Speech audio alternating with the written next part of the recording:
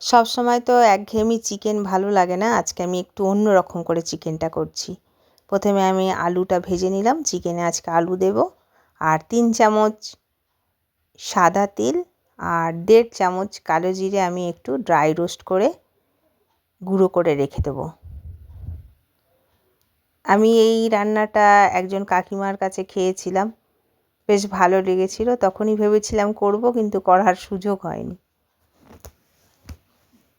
এবার আমি সর্ষের তেলেতে প্রথমে একটু দারচিনি আর বেশ কয়েকটা এলাচি আর অল্প একটু জিরে ফোড়ন দেব।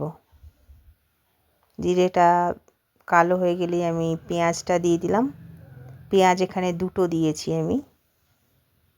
পেঁয়াজটা আমার লাল হয়ে গেলেই আমি খানিকটা পেঁয়াজ বেটে রেখেছিলাম আর একটা টমেটো একসাথে, এটা আমি দিয়ে দেব।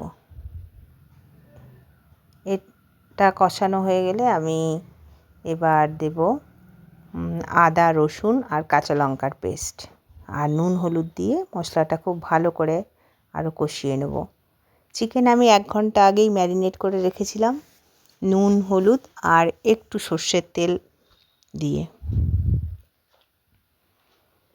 এবার আমি চিকেনটা দিয়ে খুব ভালো করে ঢেকে ঢেকে কষিয়ে নিলাম। তারপর আমি এটাতে গরম জল দিয়ে দেবো।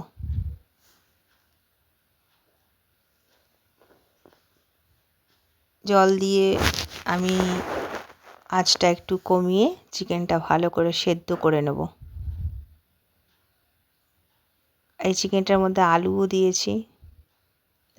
এবার ঢাকনাটা খুলে দেখছি আলুও সেদ্ধ হয়ে গেছে, চিকেনও সেদ্ধ হয়ে গেছে।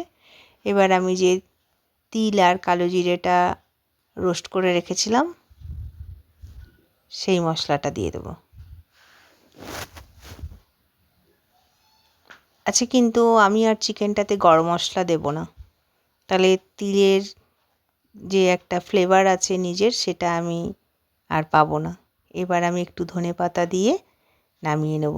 একবার এরকম বানাবেন, সত্যি খুব ভালো লেগেছিল চিকেনটা।